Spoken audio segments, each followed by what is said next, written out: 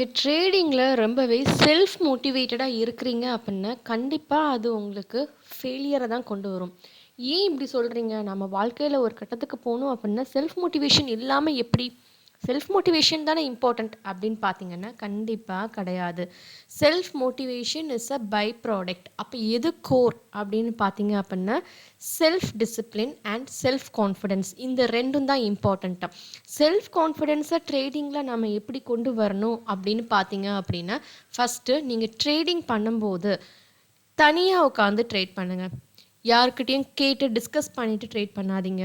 Friends பக்கத்துல வச்சுட்டு trade பண்ணாதீங்க. ஃபேமிலி மெம்பர்ஸ பக்கத்துல வச்சுட்டு ட்ரேட் பண்ணாதீங்க. ஓகேவா? இது சொல்றதுக்கான ரீசன் என்ன அப்பிடின்னா, இப்போ நீங்க ட்ரேடிங் பண்றப்போ, ட்ரேடிங்ல எவ்ளோ ரிஸ்க் இருக்கு, எவ்ளோ கஷ்டப்பட்டு பண்றீங்க அப்படிங்கிறது பண்றவங்களுக்கு மட்டும் தான் தெரியும். பக்கத்துல உட்காந்துட்டு வேடிக்கை பார்க்குறவங்களுக்கு என்ன தெரியும் அப்படின்னு பார்த்தீங்க அப்பிடின்னா, இந்த இடத்துல ப்ராஃபிட் இவ்ளோ தூரம் வருதே, இத ஏன் நீ புக் பண்ணக்கூடாது? ஏன் இவ்ளோ நஷ்டப்படுத்துன? அப்படின்னுட்டு ப்ராஃபிட் வந்தாலும் ஏன் கொஞ்சம் அதிகமா எடுத்துருக்க கூடாதுன்னு கேட்பாங்க.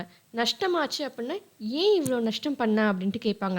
இப்போ இந்த இடத்துல உங்களுடைய செல்ஃப் கான்ஃபிடன்ஸ் அப்படிங்கிறது கண்டிப்பா உடைஞ்சு போயிடும்.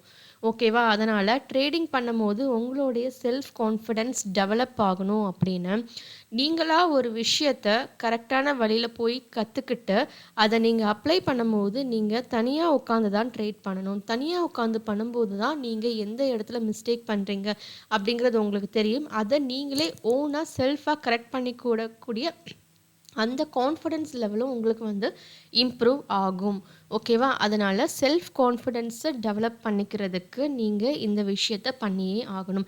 என்னுடைய ட்ரேடிங் ஃப்ரெண்ட் இருக்காங்க. அவங்க இத்தன வருஷம் எக்ஸ்பீரியன்ஸ்டு அப்படி இப்படின்ட்டு யார் பின்னாடியும் போகாதீங்க. நீங்க இந்த ட்ரேடிங்ல சக்சஸ் ஆகணும் அப்படின்னா, நீங்க தனியா இருந்து ட்ரேட் பண்ணா மட்டும் தான் அது பாசிபிள். இல்லன்னா உங்களுடைய செல்ஃப் கான்ஃபிடன்ஸ் ரொம்பவே அஃபெக்ட் ஆகும்.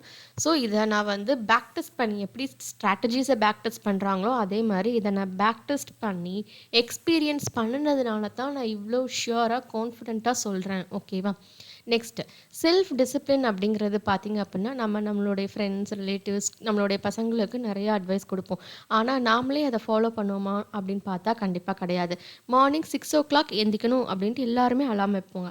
ஒரு சிலர் 8 வைக்கலாம், 7:30 வைக்கலாம், எதுவா வேணாலும் இருக்கட்டும். ஆனா, அந்த டைமுக்கு யாருமே எந்திக்க மாட்டோம். நாம தான் இந்த டைமுக்கு எந்திக்கணும் அப்படின்ட்டு நைட்டு டிசைட் பண்ணிட்டு படுக்கிறோம். ஆனா, நாம ஃபிக்ஸ் பண்ணுனத நாமளே ரெஸ்பெக்ட் குடுக்காம இருக்கிறோம். ஸோ, நம்முடைய செல்ஃப் டிசிப்ளின் அப்படிங்கிறது டெவலப் ஆகவே ஆகாது. ஸோ, ட்ரேடிங்ல செல்ஃப் மோட்டிவேட்டடா இருக்காதீங்க. செல்ஃப் கான்ஃபிடென்ட் அண்ட் செல்ஃப் டிசிப்ளின டெவலப் பண்ணிக்கோங்க. மோட்டிவேஷன் ஆட்டோமேட்டிக்கா உங்களுக்கு வரும்.